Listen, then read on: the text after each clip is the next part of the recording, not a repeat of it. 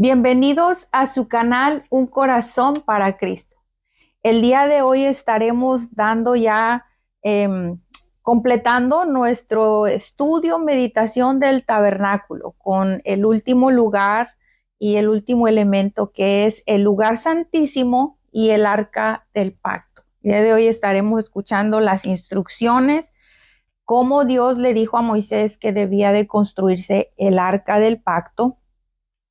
Y vamos a darle lectura en el libro de Éxodo, capítulo 25, del versículo 10 al 22. Entonces, esta es la instrucción, dice: haz que el pueblo construya un arca con madera de acacia, un cofre sagrado que mida 1 metro con 15 centímetros de largo, 69 centímetros de ancho y 69 centímetros de alto. Recúbrela de oro puro por dentro y por fuera y ponle una moldura de oro alrededor. Funde 4 anillos de oro y sujétalos a sus 4 patas, 2 anillos en cada lado. Haz también varas con madera de acacia y recúbrelas de oro. Mete las varas por los anillos que están a los costados del arca para transportarla. Estas varas para transportar el arca deberán quedar dentro de los anillos. Nunca las quites. Cuando el arca esté terminada por dentro, pon dentro de ella las tablas de piedra, las tablas grabadas con las condiciones del pacto que te entregué. Después haz la tapa del arca, el lugar de la expiación, de oro puro. Tendrá que medir 1 metro con 15 centímetros de largo por 69 centímetros de ancho. Luego forma 2 querubines de oro labrado a martillo y colócalos en los 2 extremos de la tapa de la expiación. Moldea los querubines a cada extremo de la tapa de la expiación, de modo que formen una sola pieza de oro con la tapa. Los querubines estarán frente a frente, mirando hacia la tapa de la expiación, con las alas extendidas por encima de la tapa para protegerla. Coloca dentro del arca las 2 tablas de piedra grabadas con las condiciones del pacto que te entregaré. Luego, pon la tapa de la expiación encima del arca. Allí me encontraré contigo y te hablaré desde encima de la tapa de la expiación entre los querubines de oro que están suspendidos sobre el arca del pacto. Desde allí te daré mis mandatos para el pueblo de Israel. Es de la instrucción para la construcción del arca del pacto, el arca del testimonio, como también lo podemos encontrar. Y el propiciatorio. El propiciatorio es la palabra que se usa para la tapa. De una manera más simple podemos decir la tapa. La tapa tenía los 2 querubines, pero su nombre oficial es el propiciatorio. Lo decimos así para tener más facilidad de entender qué era el propiciatorio. En ese lugar donde el Señor hablaba a Moisés, escuchamos aquí claramente que él le dijo que él iba a venir a hablar con él encima de la tapa, encima del propiciatorio. En medio de los 2 querubines era donde la presencia de Dios se manifestaba. Y este elemento estaba dentro del lugar santísimo. Hemos hablado, el tabernáculo tenía 3 secciones, era atrio, lugar santo y lugar santísimo. El arca del pacto se encontraba dentro de este lugar y el lugar santísimo era el lugar más exclusivo del tabernáculo. Y este lugar estaba separado del resto, del lugar santo y del atrio, por un gran velo, que encontramos la instrucción en Éxodo capítulo 26 del versículo 31 al 32. Dios le dijo a Moisés: también harás un velo de azul, púrpura, carmesí y lino torcido. Será hecho de obra primorosa con querubines y lo pondrás sobre 4 columnas de madera de acacia cubiertas de oro, sus capiteles de oro sobre basas de plata. Y pondrás el velo debajo de los corchetes y meterás allí del velo adentro el arca del testimonio, y aquel velo os hará separación entre el lugar santo y el santísimo. El velo hacía la separación entre estos 2 lugares, entre el lugar santo y el lugar santísimo. Y como ya dijimos, era el lugar más especial, más exclusivo, porque el arca del pacto estaba dentro del lugar santísimo y era el lugar donde la presencia de Dios se manifestaba. Entonces, encontramos aquí que Dios le da instrucciones a Moisés de que dentro del arca del pacto, ¿verdad? Ya vimos, como le dijo, la hiciera de madera de acacia recubierta de oro, le dio las medidas exactas y le dijo que dentro del arca del pacto debería de colocar las tablas de la ley. Esto recordaría al pueblo de Israel que la presencia de Dios está ligada a la obediencia. Este era el motivo por el que el Señor le dijo que colocara las tablas de la ley. Encontramos también que Dios le dijo a Moisés también que dentro del arca del pacto, él debería de colocar la vara de Aarón. La vara de Aarón representa que Dios escogió a este varón, ¿verdad? Para que él fuera el primer sumo sacerdote y de ahí toda su descendencia ocuparían este cargo, este llamado, esa misión de ser los sacerdotes en el pueblo de Israel, y recordaría al pueblo también, ¿verdad? Porque cuando esta vara reverdeció, fue con el resultado de que un grupo de personas tuvieron una rebelión en contra de Aarón, pensando que él no era el que Dios había elegido. Y esta vara, como prueba de que Dios había elegido a Aarón, esa vara que estaba seca, el Señor la hizo reverdecer. Era una vara de almendro. Y entonces el Señor le dice también, pone esta vara dentro del arca del pacto para recordarle al pueblo que yo he escogido a Aarón como su siervo, como el sumo sacerdote. Dentro del arca del pacto también tenían el maná, una porción de maná, y esto era para recordar al pueblo que la provisión de Dios siempre permaneció con ellos en el desierto. Cuando ellos estuvieron en el desierto, siempre el Señor proveyó cada día su porción de maná para cada uno, ¿verdad? Para cada familia y cada persona. Encontramos que el arca del pacto tiene un simbolismo y un cumplimiento, como lo hemos estado viendo en la persona de nuestro Señor Jesucristo. Las tablas de la ley en la persona de nuestro Señor Jesucristo nos hablan de la palabra viva y el cumplimiento de la ley en él. Él mismo, nuestro Señor Jesucristo, habla, ¿verdad?, de que Él es la palabra viva, Él es el verbo hecho carne y vino a cumplir todo lo que Dios había ordenado en las profecías y el cumplimiento de su persona.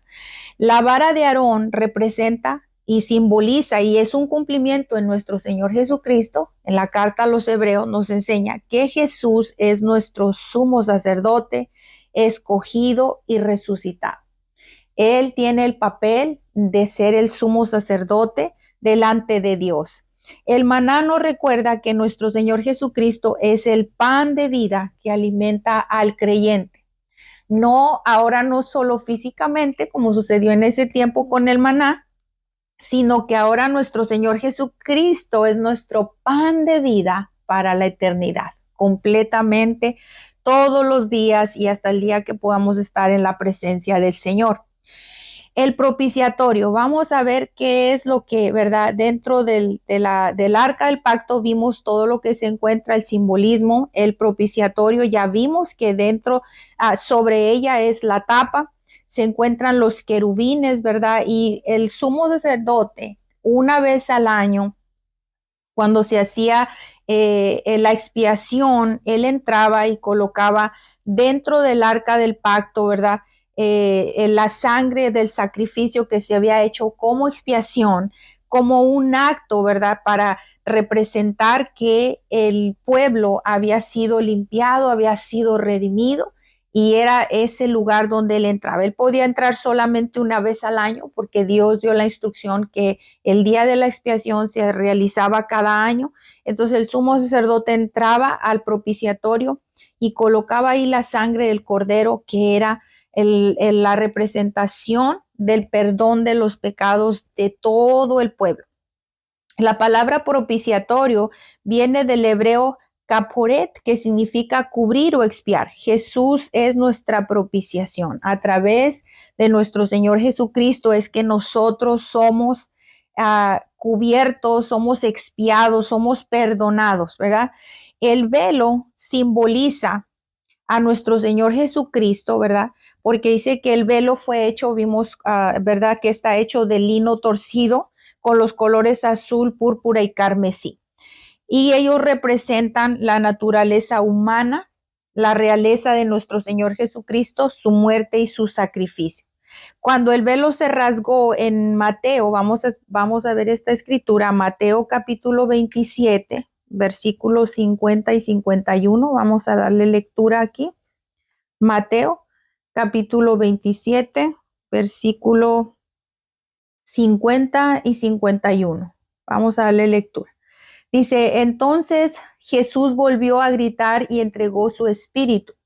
En ese momento, la cortina o el velo del santuario, del templo, se rasgó en dos, de arriba a abajo.